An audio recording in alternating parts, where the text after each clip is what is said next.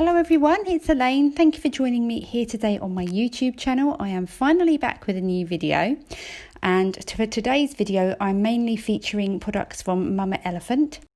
I have got my Time for Tea designed blending brush there. They're super soft. Mine's a little bit stained from using some dye inks, but I promise you it is clean. And I've got a piece of heavyweight white cardstock here, and I'm just lightly blending on some tumbled glass. I am mainly focusing the ink on the top part of that cardstock because the bottom part is going to be covered up by some other layers later on in the video. So tumbled glass, and I'm going to be mainly focusing the inks that come after this around the edges. So that can just go all over. And now I'm coming in with Peacock Feathers, and you will see that I'm just starting to concentrate the colour in a sort of a half moon shape. Again, don't need to worry about the bottom half of the card because that's going to be covered. But as I go in with my brush, I'm just coming in from the edges and leaving the centre area a little bit lighter.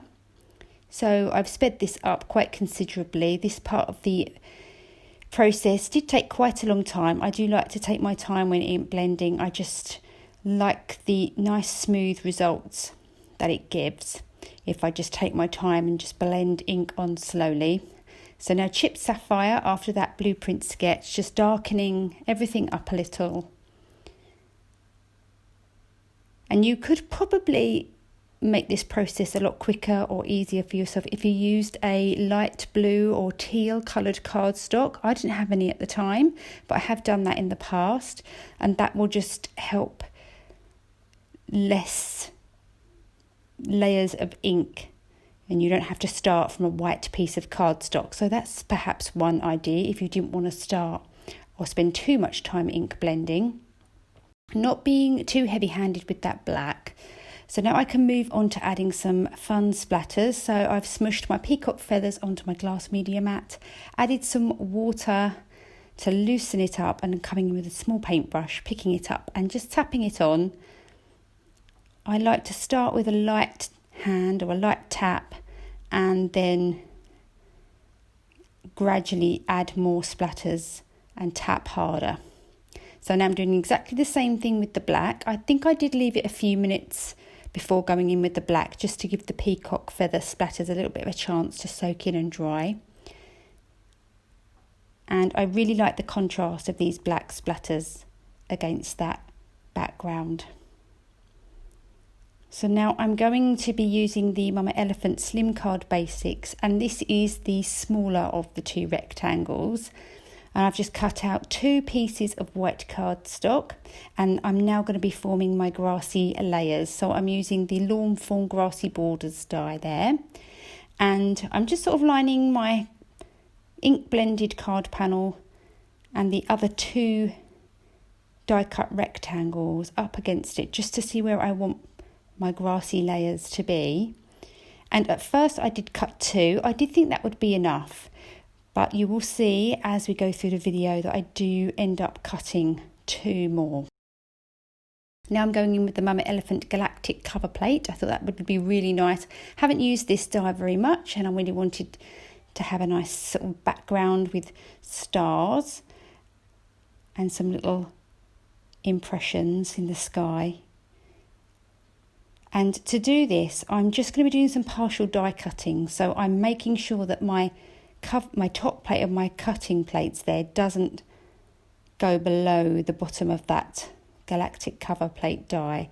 And then I can just go in with this Mama Elephant rectangle die, the same one that I cut the grassy borders with, and everything will have that nice stitching detail around the edge, as well as having that nice starry impression in the sky. Now I'm going to be ink blending on my coloured grass. Again, just going in with Peacock Feathers there. Just starting at the bottom and working my way up. Just getting a nice smooth blend. Now I'm going in again with Blueprint Sketch, and I want the top of my grass to be darker. I do generally like to secure back my two pieces together once I've die cut. Especially with these particular dies, because I think when you're ink blending and pushing down, sometimes the grassy leaves can buckle as you're ink blending. I do remove that towards the end once I've got most of my colour down, but that's the reason why I've got both pieces attached together. I just think it gives some protection when you're ink blending, because they are quite delicate. So there, I've removed that top piece now, and I'm just lightly going in with a little bit more colour, not pressing too hard, and then that should help protect my grassy blades. So I'm now coming in with some more splatters. This is Peacock Feathers and Black Soot, the same as the sky. And this was exactly the same process that I took for all of the grassy layers, including the two that I die cut off camera and ink blended. So here we are adding the black.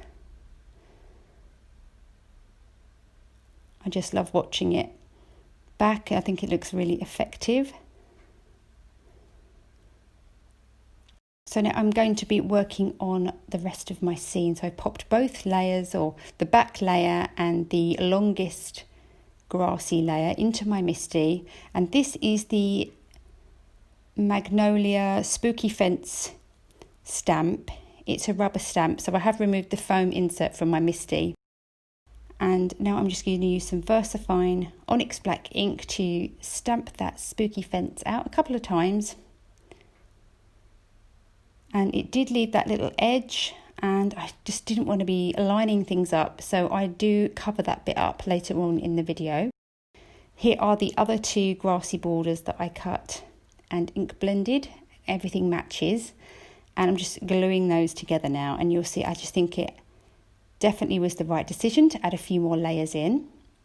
And now I'm going to be moving on to my colouring. So I just got an ice cube tray there, and I've got all of my images that I've stamped and cut out with my silhouette machine. And I'm going to be colouring in these cute little mummies. I'm really simple colouring here. I'm just using my cool greys, so C3, C1 and C00. Just using the darkest grey on the edges, and then just coming in and blending out with the lighter colours. It's really simple, and these images are so quick to colour. I just absolutely love them. And then I just love the little pops of colour you can give with the little accessories they're carrying. So the skin tones I'm using, mainly E13, E11 and E00. For the darker skin tone I'm using E15 and E17 as well. I will pop all of the colours and the items I'm using in today's video in the description box below as well, if you want to check that out after the video. Spent quite a lot of time on the skin tones, just getting a nice smooth blend. Sometimes using that E00 takes away some of the contrast. Bit of RV13 for the cheeks. I did just forget his hand there, so going in with that. And now I'm using some YR markers for the pumpkin.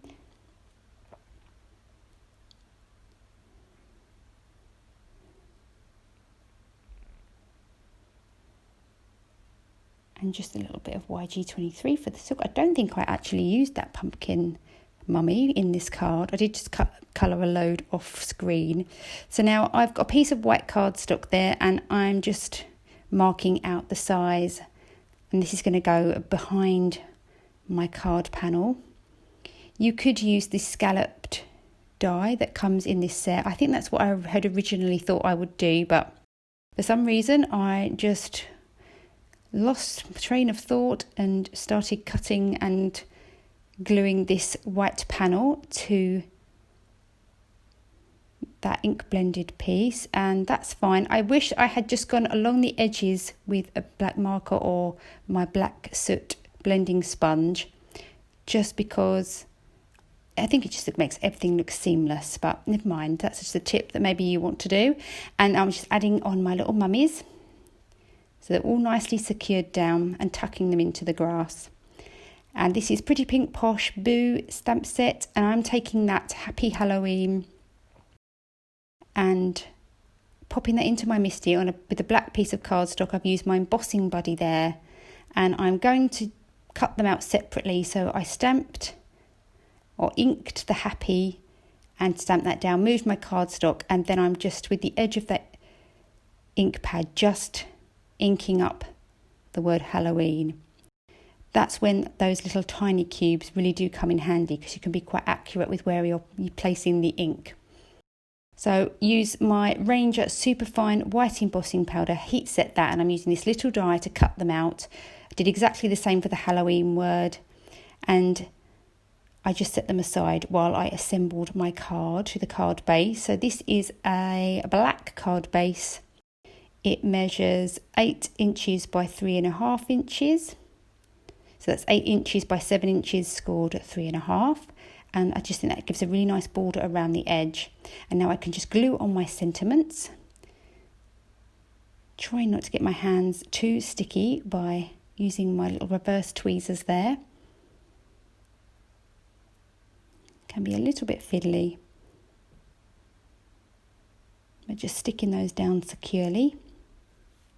And I did really want to use that really cute little spider in the stamp set, so I'm just using my VersaFine Onyx Black ink with the little stamp on an acrylic block, and I'm just stamping a few of those here and there. I couldn't quite decide where I wanted to put my last spider, but I did decide I wanted near the sentiment, and I just use a permanent marker to draw a little line, and that is the card for today complete. I hope you enjoyed it. I'm really glad to be back. Please give the video a like, and I look forward to seeing you next time. Thank you for watching. Bye.